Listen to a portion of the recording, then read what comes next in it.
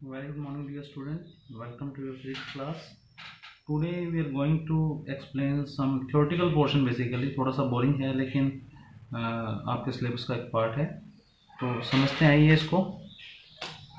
देखिए, सबसे पहले हमारा है लीनियर मोमेंटम। अगर हम बात करें लीनियर मोमेंटम की, तो लीनियर मोमेंटम बेसिकली क्या होता है। लीनियर मोमेंटम को आइए अब समझते हैं एक बेसिक एग्जांपल से। मान लीजिए एक ट्रक है और एक कार है। अगर हमें ट्रक को समझ रहे हैं, अगर हम ट्रक को धक्का देना पड़ेगा तो क्या होगा, और एक कार को अगर हमें पुल या पुश करना पड़ेगा तो क्या होगा। उसी प्रकार से एक बुलेट है। बुलेट को हमने किसी को वैसे ही मार दिया अपने हाथों से तो क्या होगा, अगर उसको गन में लोड करके मारा तो क्या होगा। तो दोनों ही कंसेप्ट में मास और वेलोसिटी इंपॉर्टेंट है, अलग अलग तरीके से देखा जाए। क्योंकि एक पत्थर को हाथ से मारे तो कुछ नहीं होता, अगर किसी गुलेल में रख के मारे तो बहुत कुछ हो सकता है। तो दोनों ही कंसेप्ट को हम अगर इकट्ठा ले लें तो क्या होगा, एक नया कंसेप्ट बन के आएगा जिसका नाम है लीनियर मोमेंटम। तो एक नया कंसेप्ट जिसका नाम हमने क्या दिया, लीनियर मोमेंटम।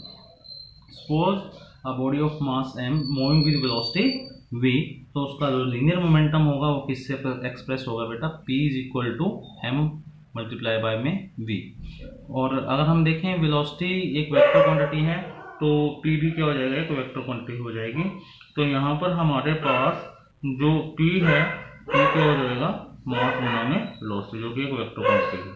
ठीक है, तो यहाँ पर हमारे पास एक वेक्टर क्वांटिटी है जिसकी यूनिट क्या है बेटा, किलोग्राम मीटर पर सेकंड। क्योंकि ये मास किस में है, किलोग्राम में है, वेलोसिटी किस में है, मीटर पर सेकंड में। अब इसके कुछ केसेस हैं बेटा, देखिए कि जब मास कांस्टेंट हो जाए, जब मास यहाँ पर कांस्टेंट हो जाएगा तो p directly proportional to v, और जब भी कोई डायरेक्टली प्रोपोर्शनल होती है तो हमारा आंसर यहाँ पर एक स्ट्रेट लाइन की फॉर्म में आता है। ठीक है, अब जब वेलोसिटी कांस्टेंट है, तो p directly proportional to m हो जाएगा, तो हमारा फिर अगेन क्या आएगा बेटा, यहाँ पर एक स्ट्रेट लाइन आएगा। लेकिन जब दो बॉडी जिनका अनइक्वल मास है, मास अलग अलग है m1 एंड m2, और लेकिन उनका लीनियर मोमेंटम बराबर है, तो लीनियर मोमेंटम बराबर मतलब p1 is equal to p2, तो p1 is equal to p2 ले लिया, इसका मतलब m1 v1 is equal to m2 v2। Clear, यहाँ से v1 divide by v2 is equal to कितने बराबर आएगा आपका, m2 divide by m1, right, या v2 divide by v1 is equal to m1 divide by m2। ये mathematical calculation है, इसमें कोई खास फर्क नहीं है। तो यहाँ से v इन्वर्सली प्रोपोर्शनल आएगा 1 बाई m के, तो 1 इन्वर्सली प्रोपोर्शनल आएगा, तो हमारा जो ग्राफ बनेगा वो कुछ इस प्रकार से बनेगा। ये केवल और केवल मैथमेटिकल टर्म्स हैं जो आपको मतलब आने ही चाहिए। अब न्यूटन फर्स्ट लॉ आता है आपका। न्यूटन फर्स्ट लॉ क्या कहता है कि according to this law a body continue to be a state of rest or uniform motion along straight line unless it is compelled by some external unbalanced force to change that state। Clear, कि कोई body अगर rest पे है तो बेटा वो rest में ही रहेगी, ठीक है, और अगर वो मोशन में है तो वो मोशन में ही रहेगी। कब तक रहेगी, जब तक कि कोई बाहरी फोर्स उसके ऊपर एक्शन में ना आ जाए। और यही हमारा क्या है, लॉ ऑफ इनर्शिया भी है। लॉ ऑफ इनर्शिया भी इनएबिलिटी बताता है कि अक्षमता है, जब तक कि कोई बाहरी फोर्स ना लगाएं तब तक स्टेट चेंज नहीं हो सकती। क्लियर, उसके बाद जो आपका आता है न्यूटन सेकंड लॉ आता है।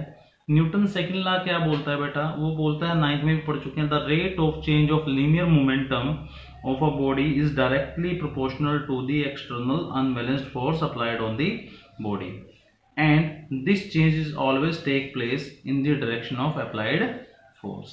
क्लियर, ये जो चेंज है बेटा ये हमेशा अप्लाइड फोर्स की डायरेक्शन में ही होगा, राइट।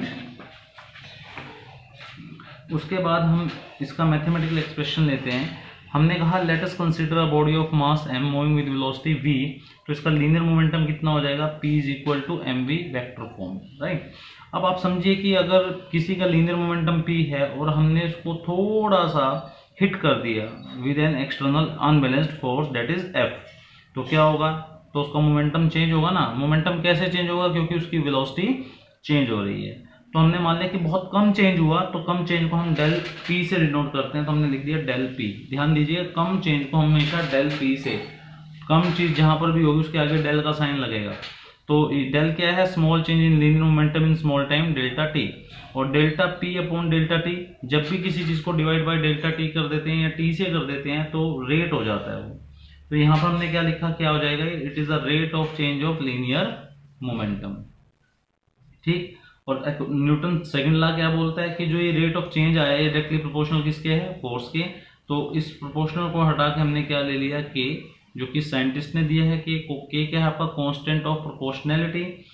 कांस्टेंट ऑफ प्रोपोर्शनैलिटी में हमने कहा कि when delta t approaches to zero, अगर डेल्टा टी को बहुत कम ले लिया जाए, बहुत कम मतलब आपने कहा कि चेंज जो मैंने लिया वो नैनो सेकंड में लिया या नैनो सेकंड से भी कम में लिया, तो जो हमारा delta p upon delta T है ये बेटा डेरिवेटिव की फॉर्म में कन्वर्ट हो जाता है। तो देखिए यहाँ पर डेल था, मैंने यहाँ पर डी लिख दिया, ठीक है, तो ये चेंज हो जाता है, ये रूल है मैथ का। तो हमारे पास कितना आ जाएगा, k d t d upon d t m v. M जो है with respect to time change नहीं होता, क्योंकि एम का मतलब होता है quantity of motion contained in the body. तो ये कितना आ जाएगा, एम बाहर आ जाएगा, तो d v upon d t आ जाएगा। तो हमारे पास जो फार्मूला बनेगा वो बनेगा F is equal to k m a vector. के किसके ऊपर डिपेंड करता है बेटा, सिस्टम ऑफ यूनिट्स के ऊपर डिपेंड करता है। यहाँ पर अगर सीजीएस यूनिट लें या एसआई यूनिट लें तो के की वैल्यू कितनी हो जाएगी, 1 हो जाएगी। एफ इज इक्वल टू क्या हो जाएगा हमारा, एम ए आ जाएगा।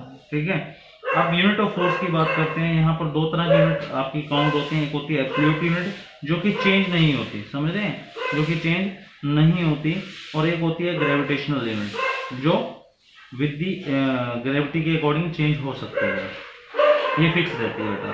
The absolute unit of force in SI system is Newton. Newton ले लिया हमने। एफ इज इक्वल टू हमारा क्या है, एम ए है। तो एम की वैल्यू कितनी है, 1 किलोग्राम, और एक्सेलरेशन कितना है, 1 मीटर पर सेकंड स्क्वायर, तो 1 न्यूटन आ जाएगा।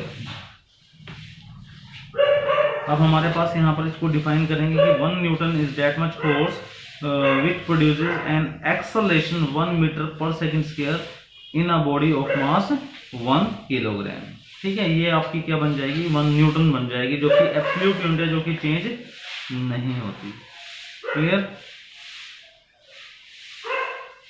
अब चलते हैं हम दूसरी यूनिट की तरफ, सीजीएस में। सीजीएस में हमारी होती है डायन, ध्यान दीजिएगा, डायन होती है DYNE।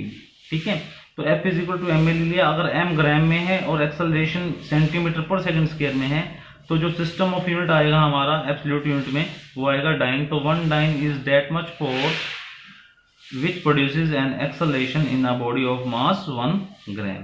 क्लियर। 1 न्यूटन किसके बराबर है, 1 किलोग्राम इंटू में 1 मीटर पर सेकंड स्क्वायर, तो 1 kilogram 1000 gram into 100 centimetre divide by this one, तो ये कितना आएगा 10⁵ gram centimetre per second square. तो 1 न्यूटन किसके बराबर हुआ, 10⁵ डाइन के।